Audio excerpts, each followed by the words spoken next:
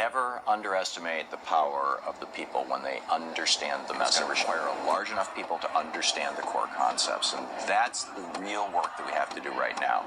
Is hit that critical tipping point, which is probably around 20 or 30% of the voting populace actually understanding the issue.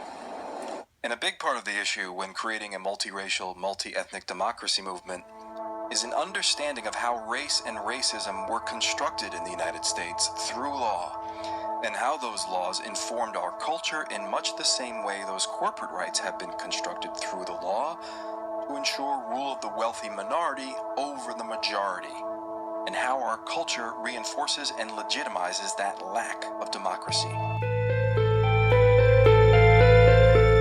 Tonight, a deadly shooting in Sanford. Police have the gun, they've got the shooter, but they have not arrested him. And as Fox 35's Keith Landry tells us, the dead man's grieving family wants to know why not. Sanford police still trying to figure out exactly what happened in this spot here last night. We talked to a man who didn't want to be shown on camera, who witnessed part of the attack right here, then went upstairs to his window and witnessed the rest of it after he called 911. Hey, what are you thinking now about all this? This afternoon, I talked to John through his front door about what he saw last night during a fight that turned into a deadly shooting. The guy on the bottom, who I believe had a red sweater on, was yelling to me, "Help, help." I told him to stop, and I was calling 911. John locked his patio door, ran upstairs, and heard at least one gunshot. And then when I got upstairs and looked down, the person that was on top beating up the other guy was the one laying in the grass, and I believe he was dead.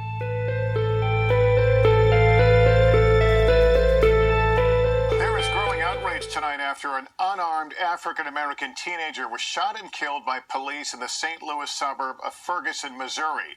But there are conflicting reports about what led up to the shooting.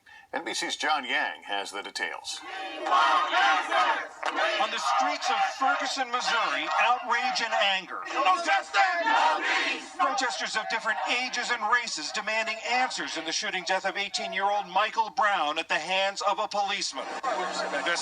Investigators say was not armed, was fatally shot. Police shot this man for no reason. Like it had came from this. Piaget Crenshaw, who took the cell phone video, says she saw those shots from her apartment balcony. He's running this way. He turns his body towards this way, hands in the air, being compliant. He gets shot in his face and chest and goes down and dies. 9% of white Americans do not think that there is racial bias in the criminal justice system, and a slight majority of white Americans don't think that racism is a significant problem.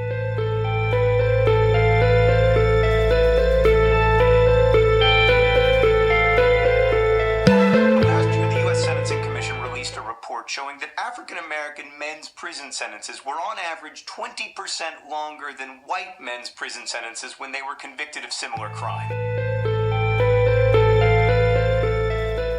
Also, black people and white people use illegal drugs at almost identical rates, but black people are 3 times more likely to be arrested for drug possession. Also, African Americans are far more likely to be stopped and searched by police, at least in the jurisdictions that keep good records, even though in many cases the contraband hit rate, the chance that an officer will find something actually illegal, is higher among white people.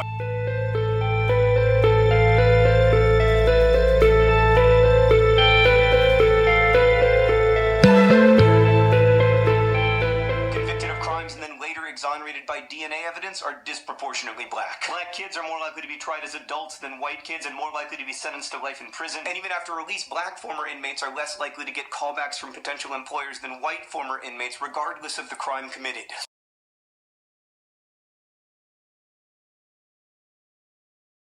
Things that makes it so hard to isolate race when trying to study it is that so many other factors are at work in systemic injustice, right? Like there's class and health and wealth, none of which are fully separable from race. But okay, so a large 2004 University of Chicago study submitted thousands of resumes to a huge variety of employers, and all the resumes were completely identical except for the applicant's name. It could be Emily or Brendan or Lakeisha or Jamal, and Lakeisha and Jamal got 50% fewer callbacks than